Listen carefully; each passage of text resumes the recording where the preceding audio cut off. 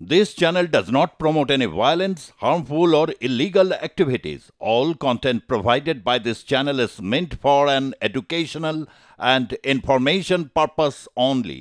উত্তপ্ত দক্ষিণ 24 পরগনার পারুইপুরে বৃন্দাখালী গ্রাম পঞ্চায়েতের মাঝপুকুর এলাকা।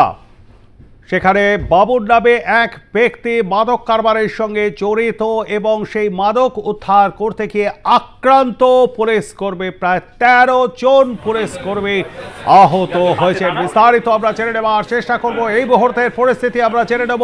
সরাসরি চলে যাব, সেখানে রয়েছেন আমাদের প্রতিনিধি বিশ্বজিৎ লস্কর। বিশ্বজিৎ, ঠিক কি করেছে এবং এই মুহূর্তে সেখানে পরিস্থিতি বা কি রকম, কি বলছে বারুইপুর থানার পুলিশ? দেখো, এই মুহূর্তে আছি আমি ঠিক বারুইপুর থানার ঠিক পুলিশের থানার ঠিক সামনেই রয়েছি। এখানে দেখো, তাদের মধ্যে একটা কালকের যে ঘটনা, কিন্তু তারা একটা চাঞ্চল্য ছড়িয়েছে, যেখানে কিন্তু তারা এখানে একটা থমথমে পরিবেশ। আমি থানার মধ্যে ঢুকে দেখলাম বেশ অনেকটা থমথমে রয়েছে, কারণ কালকের এই ঘটনায় বেশ কয়েকজন তারা আহত হয়েও তারা কিন্তু আজকে তারা চিকিৎসা করার পরে সেখানে তারা কিন্তু আজকের ডিউটি অলরেডি একজন অফিসার চলে এসেছে।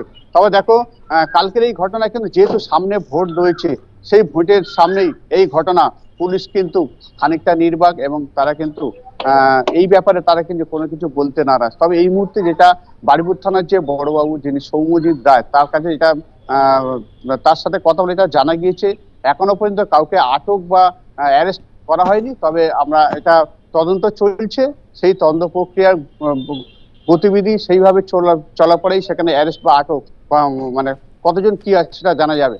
তবে দেখো, যেটা ঘটনা গতকাল এই যে বারুইপুর পূর্ব বিধানসভার বৃন্দাখালী গ্রাম পঞ্চায়েতের যে মাঝপুকুরে, সেখানে কিন্তু গোপন সূত্রে খবর পেয়ে পুলিশ যায় এই যে বাবুনের বাড়িতে। সেখানে বাবুনের বাড়িতে যখন তারা তল্লাশি করছিল, ঠিক সেই সময় কিন্তু বেশ কয়েক হাজার গ্রামবাসী তারা কিন্তু ঘিরে ধরে পুলিশকে।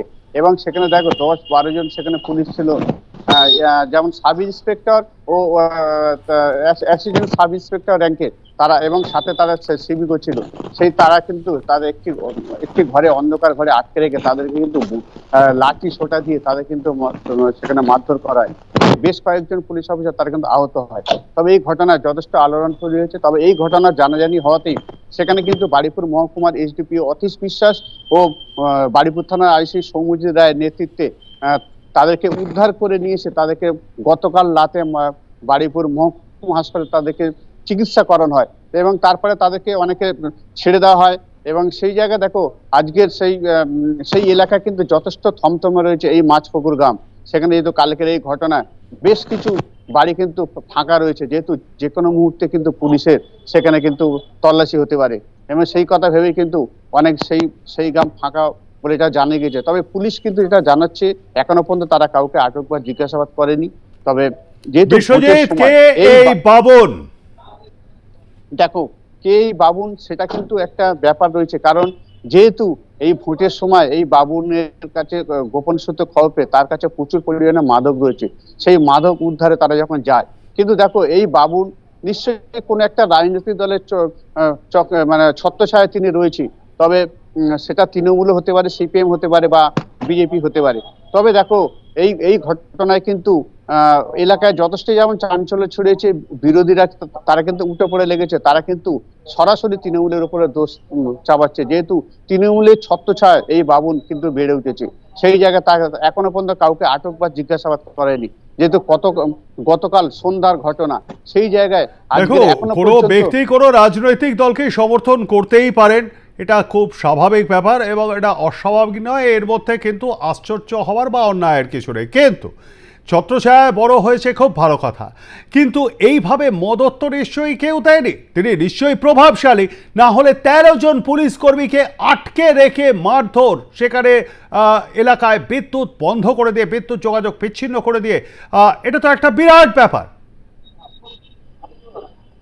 একদম, দেখো ঠিক, এটা যে এতজন পুলিশ অফিসারকে যেটা মারধর বা সেখানে তাদের অন্ধকার ঘরে তাদেরকে লাঠি সোটা দিয়ে যেভাবে মারধর করা হয়েছে, এটা যেমন বিশ্বজিৎ, এই বিষয়তে আরেক কথা হবে, যেভাবে মারধর করা হচ্ছে নিঃসন্দেহে নিন্দাজনক, কিন্তু পুলিশ কি এখনো পর্যন্ত কোনো মামলা রুজু করেছে?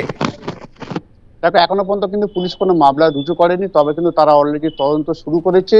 তবে সেটা সময় গড়ালে সেটা জানা যাবে তদন্তের যে গতিপথ কতটা দূর কি গড়া, এবং সেখানে কতজন আটক বা অ্যারেস্ট হয় বা মূল যে এই যে ঘটনা গতকাল ঘটেছে সেটা ভারতীয় দণ্ডবিধিতে একবারে খুনের চেষ্টা এবং সেই সঙ্গে সরকারি কাজে বাধা দান সহ বিভিন্ন জামিন অযোগ্য ধারায় মামলা হওয়া উচিত। বিশ্বজিৎ, একদম তাই। দেখো, সেখানে কিন্তু অযোগ্য ধারা মামলা রুজু হওয়া উচিত, কিন্তু এখনো পর্যন্ত এটা যেটা জানা যাচ্ছে, একদম ঠিক কথা বলেছো, সেখানে কিন্তু একটা যেহেতু এই প্রশাসন অর্থাৎ তৃণমূল সরকার, যেখানে তার এলাকার বিধায়ক যে বারুইপুর পৌর বিধানসভা বিভাস সর্দার রয়েছে, এবং সেখানে দেখো নিশ্চয়ই সেখানে একটা তৃণমূলের একটা হয়তো প্রশাসনের একটা চাপ রয়েছে, সেই কারণে হয়তো পুলিশ সেখানে কিন্তু কাউকে এখন পর্যন্ত অ্যারেস্ট বা আটক করেনি। তবে যেটা যত সময় গড়াবে জানা যাবে এই ঘটনায় আদৌ অ্যারেস্ট হয় কিনা, বা কয়েকজনকে জিজ্ঞাসাবাদ করে কিনা, বা যে মূল অভিযুক্ত যে বাবুল তাকে অ্যারেস্ট করে কিনা, সেটা কিন্তু সময় গড়ালে জানা যাবে। তবে একদম ঠিক যে প্রশাসনের অর্থাৎ এই সরকারের যে এলাকার বিধায়কের প্রচ্ছন্ন মদন না থাকলে আজকের এই ঘটনা ঘটতো না, কালকের এই ঘটনা। তবে সেই জায়গায় কিন্তু পুলিশ কিন্তু যথেষ্ট, তারা কিন্তু কালকের এই ঘটনা তারা হতবাক। তবে পুলিশের তরফ থেকে তারা কিন্তু কোনো মুখে কুলু বেঁধেছে এই ঘটনা, তারা কিন্তু যেহেতু তাদের কাছেও একটা চাপ রয়েছে, এবং এখনো পর্যন্ত আইসি বা এসডিপিও তারা কিন্তু এই ঘটনায় এখনো পর্যন্ত কোনো সাংবাদিকদের প্রশ্নের উত্তর দেয়। ধন্যবাদ। আমাদের এই সঙ্গে থাকবার জন্য বিশ্বজিৎ। কথা বলছিলাম আমাদের প্রতিনিধি বিশ্বজিৎ নস্করের সঙ্গে, এবং তার থেকে আপনারা বিস্তারিত শুনলেন।